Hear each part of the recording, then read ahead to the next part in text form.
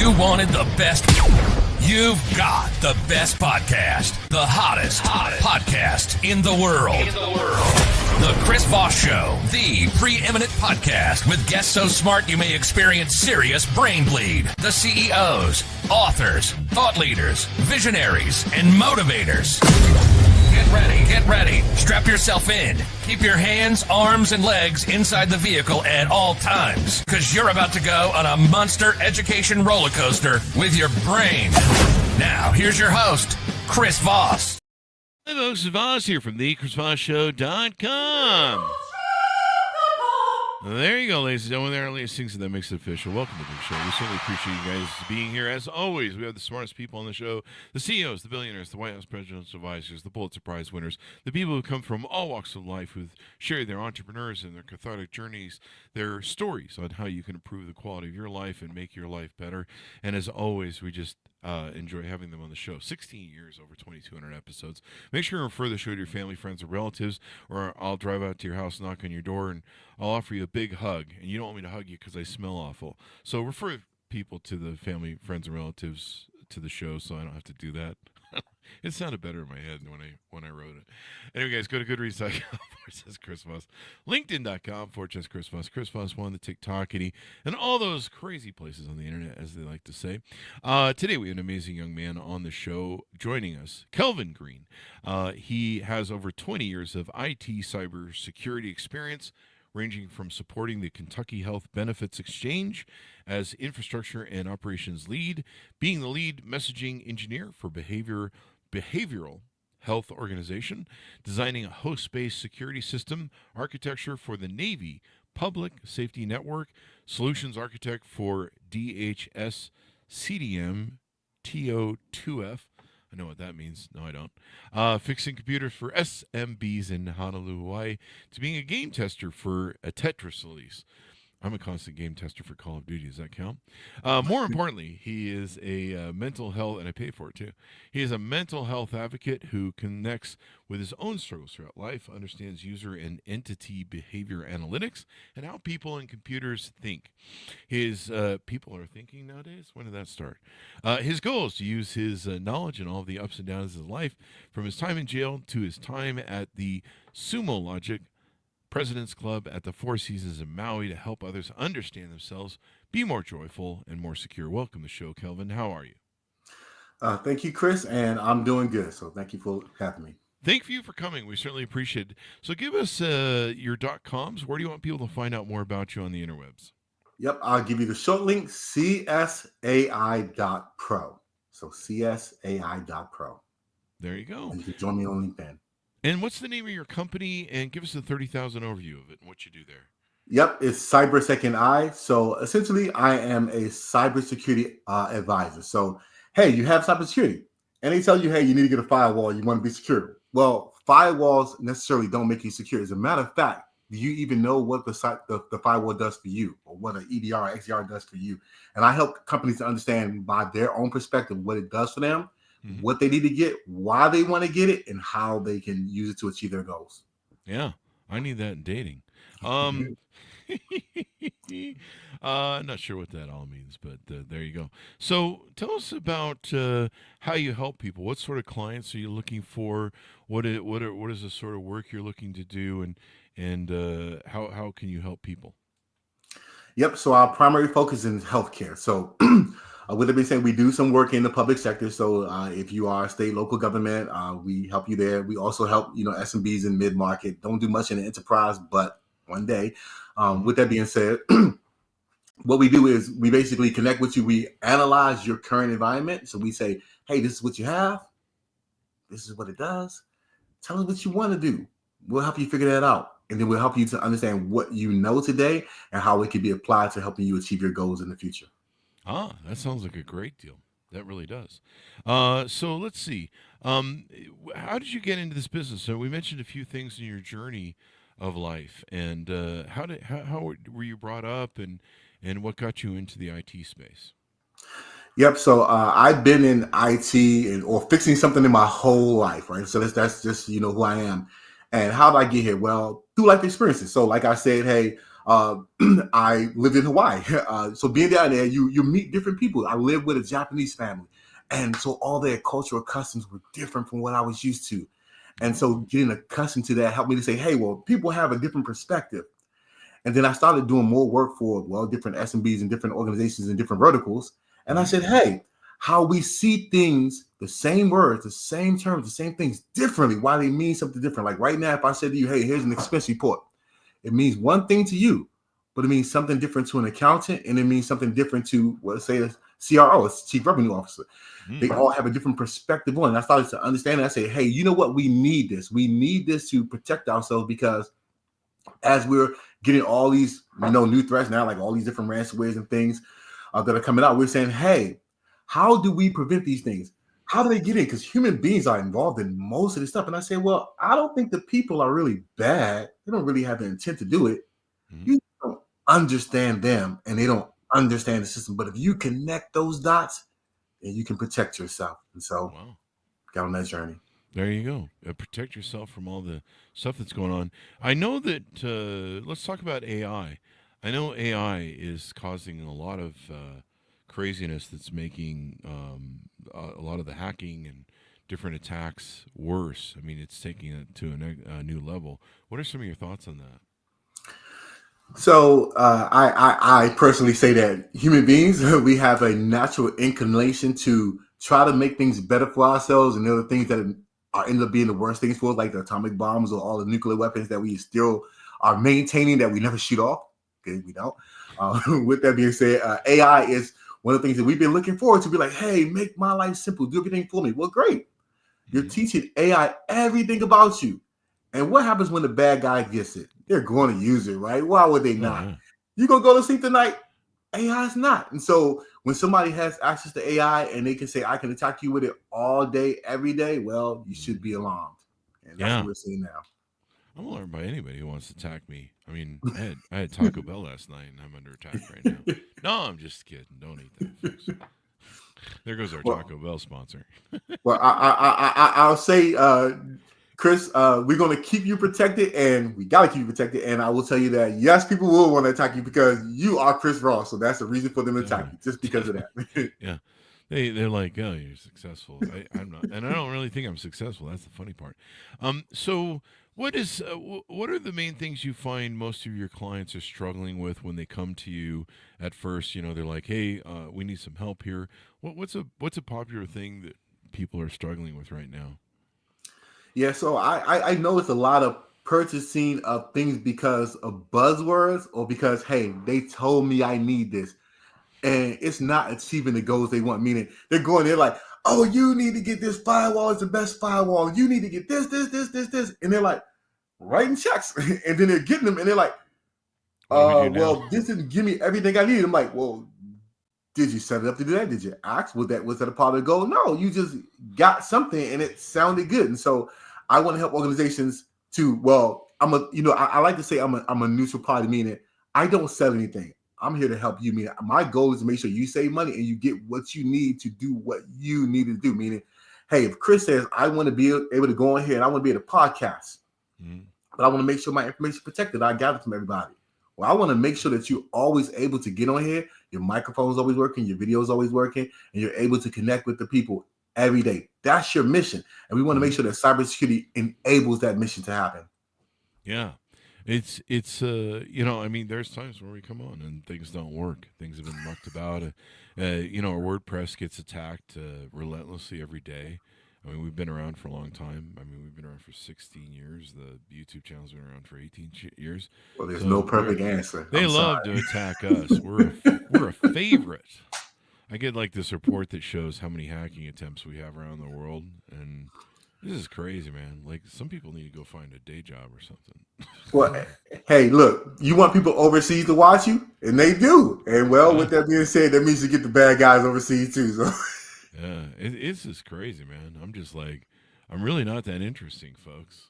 And I don't have like millions of dollars. Why don't you go shake down Elon Musk or somebody that's, he can afford to get shaken down. I don't know. You get like $2 if you access my bank account, I think, or something. That's what you're telling them, Chris. But they're not going to listen to you. I can tell I'm lying already, I guess. which I am. But please leave me alone. But yeah, it's crazy. And I think AI is just going to continue to grow and advance and make the attacks on infrastructure, computers, companies, people. I mean, we've had, like I said, we're not that special. If you attack the Chris Voss Show website, it's not like, I don't know what you're going to get from it. We keep backups and everything, so you're gonna. I mean, like, what's going to happen, eh? Like nothing. We're just put it back up. But I mean, there's companies that they, there's money involved in their websites and money involved in their business things and what they're going to do, and so I think the attacks are just going to keep getting worse and worse and worse. And yeah, I will say, Chris, that I give you credit for being one of the greats, because you understood. Hey, I don't care if you tap my website. Why are you gonna do it anyways? No point, because I'm backing everything. I'm prepared. You are a model citizen. Well, I learned the hard way. I got hacked a couple times. I learned the hard way. So I was like, fortunately, it wasn't anything. There was one that we almost didn't recover from. But, yeah, back in the day, we got hacked a few times, usually through WordPress plugins, And, you don't keep those updated, or worse, you update them and throws the whole site into fucking a wreckage. Thankfully, they fixed a lot of that. But, yeah, I've taken some arrows. So I try and learn what I get hit with arrows. Well, let me throw one at you, Chris. Right now, if you had to go to the hospital next week, let's say you had to get a surgery done, and your doctor was gearing up, this is life or death matter. It's really important to you. And you walk in there, and the doctor comes, you get in there, you get, in your little robe, you're naked on the bed, you're ready. You're like, they're going to do this, and it's going to help me so much. And the doctor walks in the room, and he's looking at you, and he's like, I got bad news. And you're like, am I going to die? And he's like, no, we got hacked, so we can't perform the surgery today. Ransomware. Yeah. What's you going to do? And they're trying to save me from cancer or something that's about to kill me. Or worse, I'm bleeding out on the table. We used to own a courier company that handled blood stats for hospitals and blood testing, and yeah, there was times where people would bleed out on the table, and they don't have time for the computers to be shut down.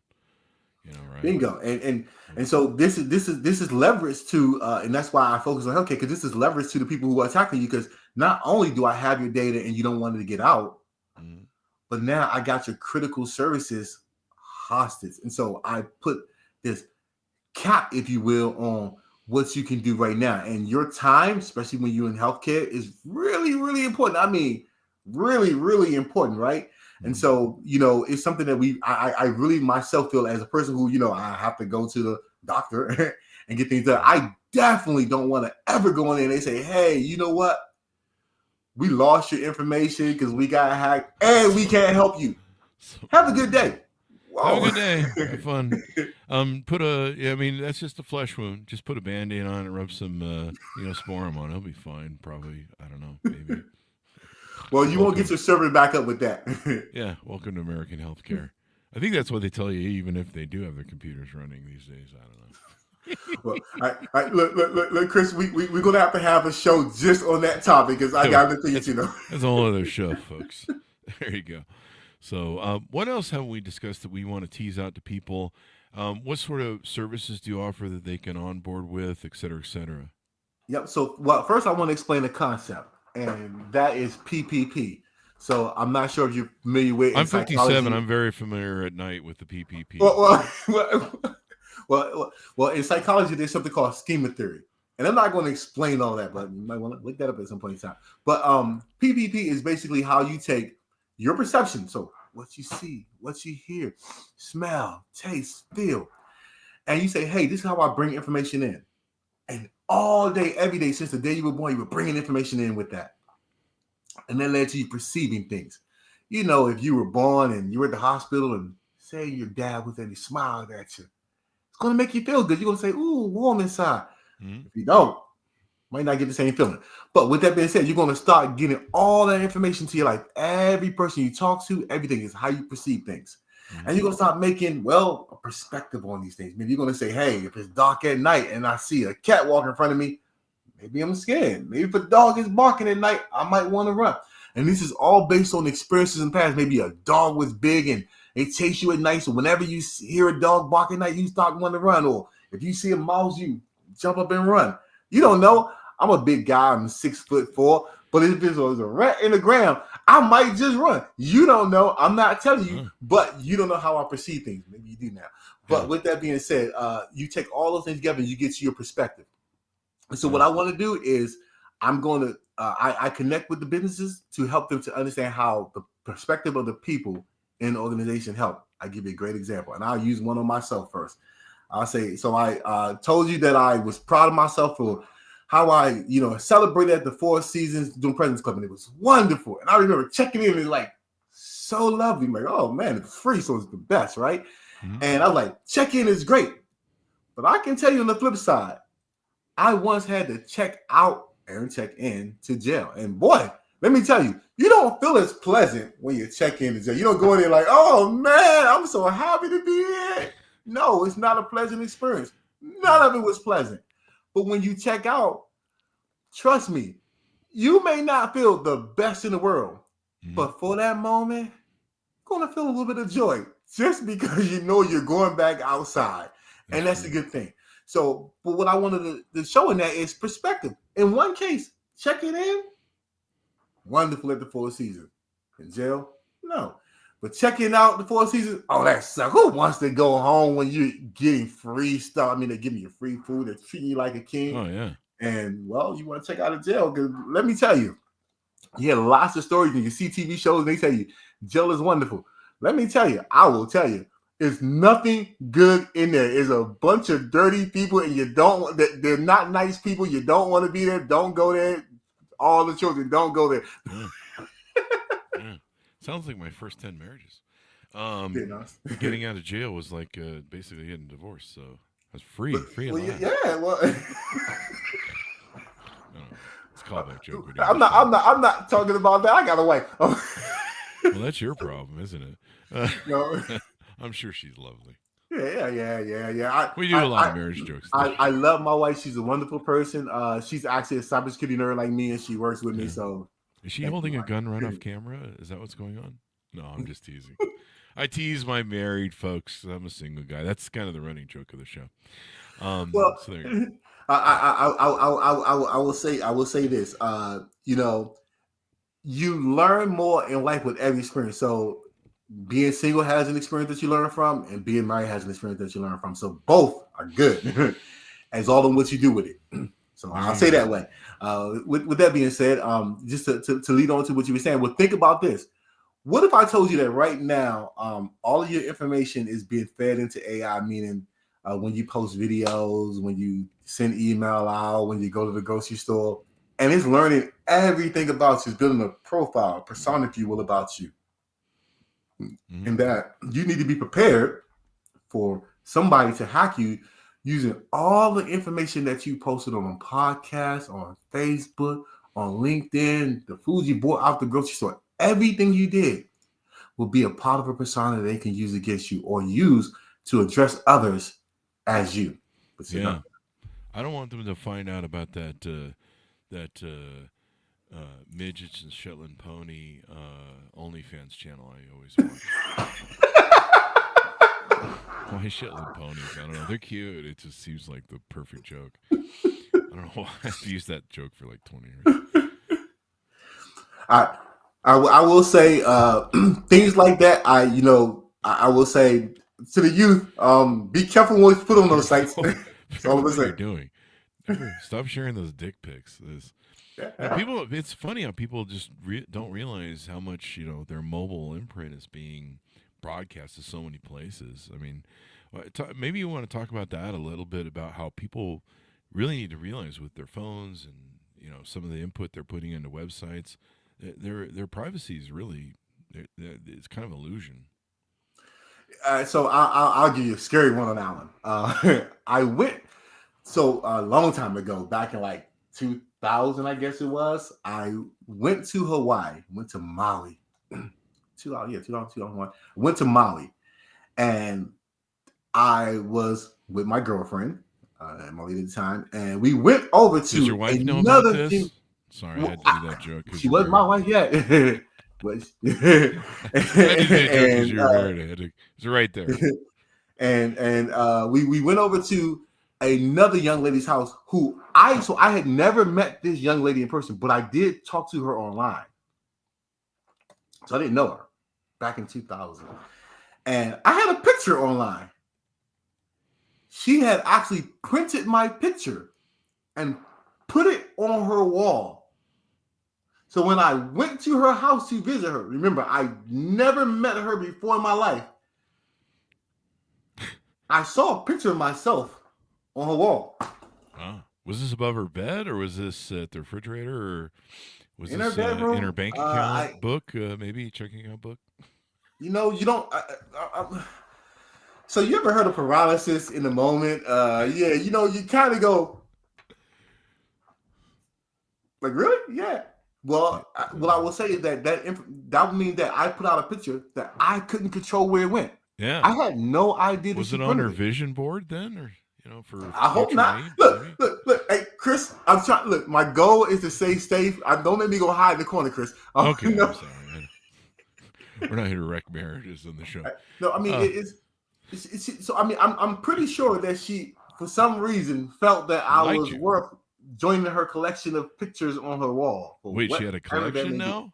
How many other guys were up on this wall? There were. So it wasn't just me, but I will say that in the mix of it, there were some, famous guys. So I was like, yay, I got on the wall. To a part of me said that. Part of me was scared as hell, and I wanted to get the hell out of there and go hide in the corner because I was I'd be worried. I saw that movie The Jerk where he, randomly picks the names out of the phone book and then goes and shoots them. That might have been her target board. Well, I will say that I've met young ladies. So again, nothing bad. I didn't do anything, but I met young ladies who had instances where they posted content or email out content to somebody or texted it to them, and then somebody else would post it, and they would find out later on that a whole bunch of people saw their private moments that they were sharing, and they were unaware that was happening. I'm like, well, yeah, that's what happens with the internet. So that happened to one of my gal pal during COVID. We were all in this big Clubhouse app that people would talk to each other, and so everyone was kind of hanging out because it was the thing to do when you didn't have anything to do. And so one of my gal pals, she's a beautiful looking woman. She is almost a spitting image of who's that famous singer who OD'd and died recently? She kind of had that great blues voice. But Wood something anyway. But she got into some really bad, I think, heroin and drugs and stuff. But it wasn't Whitney Houston. It was somebody really recent. So anyway, she spitting image of her, just a beautiful woman, but she's married and she has children and she's middle-aged. And so one of the guys kind of started to become a real orbiter around her, and she did a video call with him one time and found that as she was talking to him, she could see in the background that her pictures, he'd created a collage of her pictures on his, what is the background of your computer there? Hey, the stuff. And she was like horrified because she realized he was like stalking her basically. So, another example where you can't control your pictures sometimes.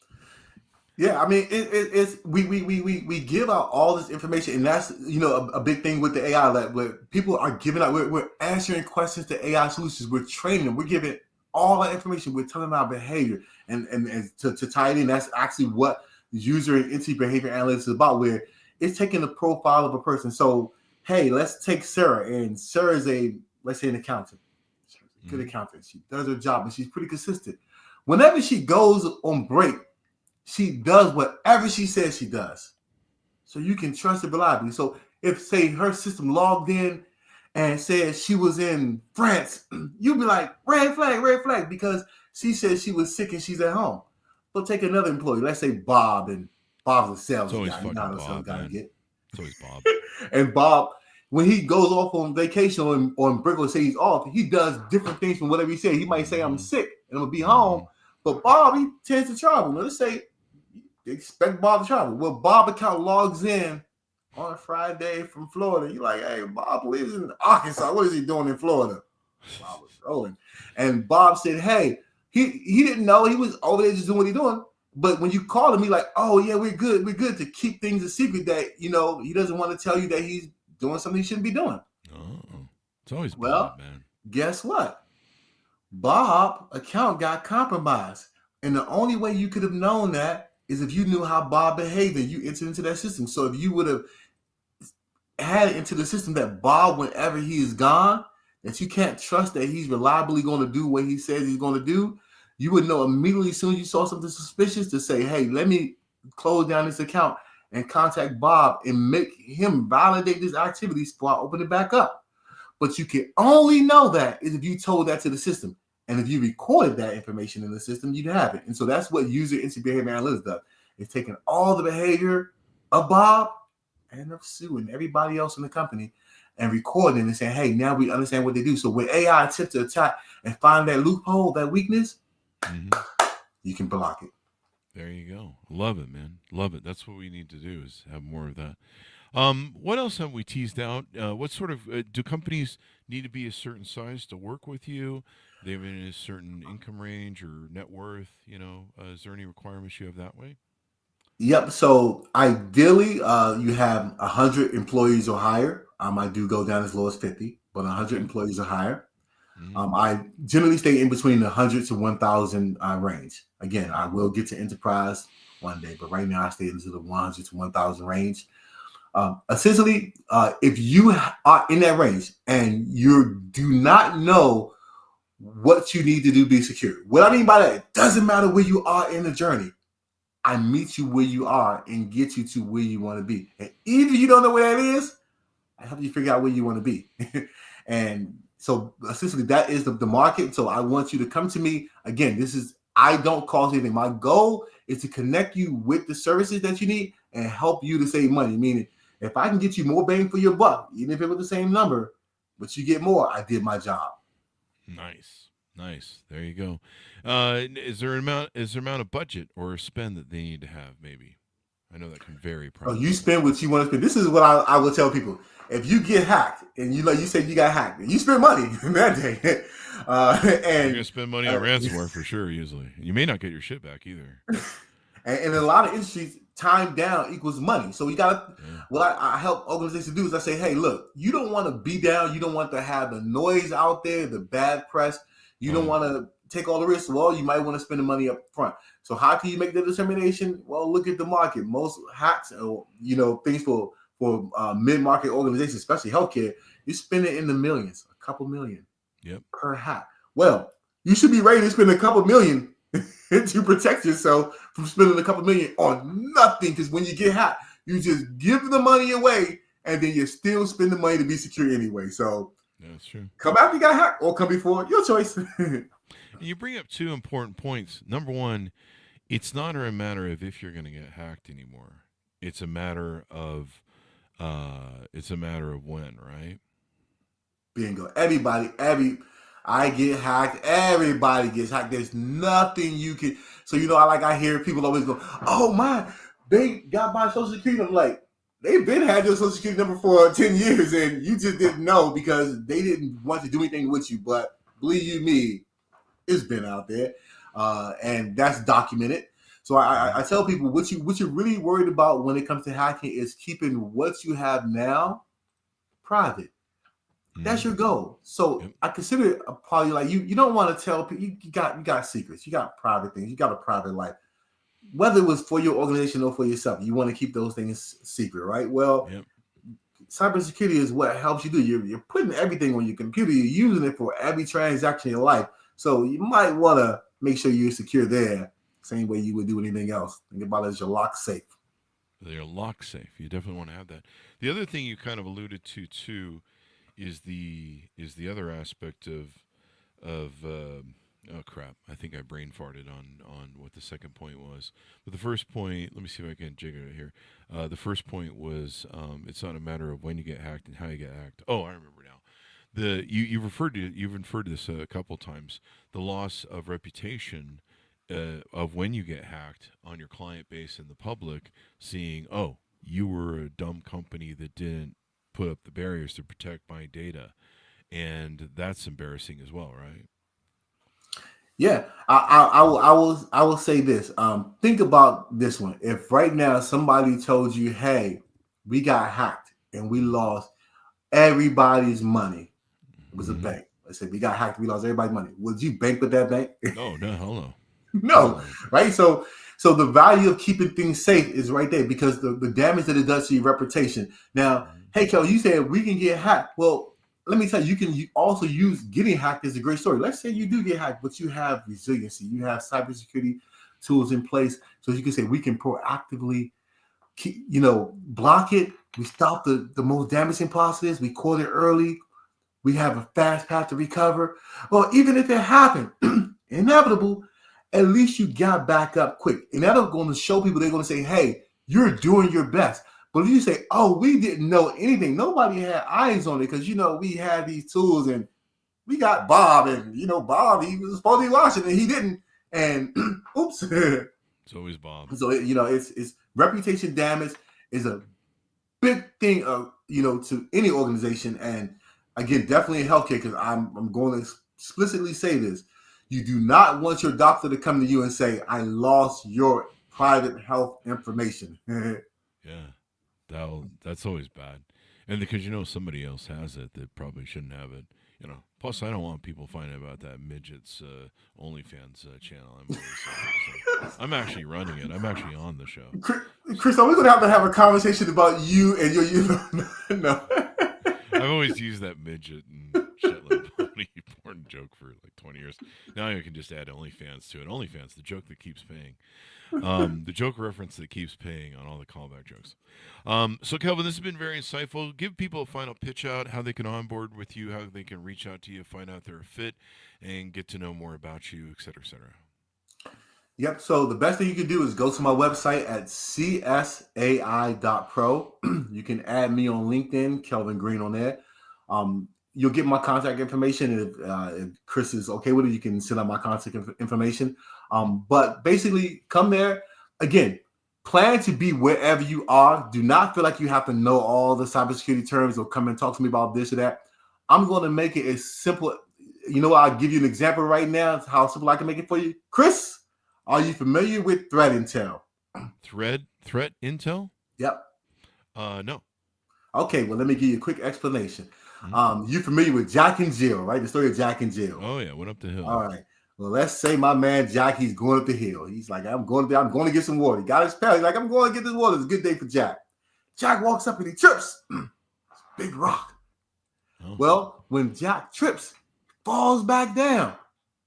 Jack got shot. Nothing you can do, right? Jack is hit. Jack is down. But what if Jack told Jill and Jill told everybody else, hey, it's a rock there. Be careful when you go up that hill because when you get to 70% of the way up that hill, there's a rock. How many people who got the information that go up that hill are going to be safe to go get their water because Jack got hit? Sorry, Jack. It happens. But your loss is our gain. And so sharing that information, now that's threat intel because you know about that threat. You know to watch out for that rock. Yeah, nobody's going. Yeah, I always step over Jack as I go up the hill. So sorry, buddy. Thanks for taking one of the team. I'm sure somebody will come back for the body. There you go. Are you sure that Jack just didn't go up the hill with Jill and then Jill married him and then divorced him for having money and he died of? Well, I will say if Jack went up that hill with Jill, there is a large chance that Jill was the reason that he tripped. But I didn't want to say that. But maybe Jill tripped him, eh? She had a life insurance policy on Jack.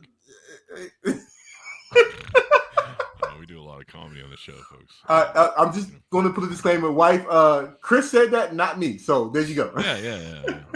It's we don't want to cause any divorces. Yeah, this Jack and Jill bit is reminding me of comedian Andrew Dice Clay. So we'll leave those jokes off the show now. Jack and Jill went up the hill. Oh, bada bing. Anyway, thank you, Kelvin, for coming on the show. Give us your .coms one last time as we go out. Yep, that's csai.pro. Again, csai.pro. There you go. And there'll be a link for it on the Chris Voss Show. You can find it there if you want.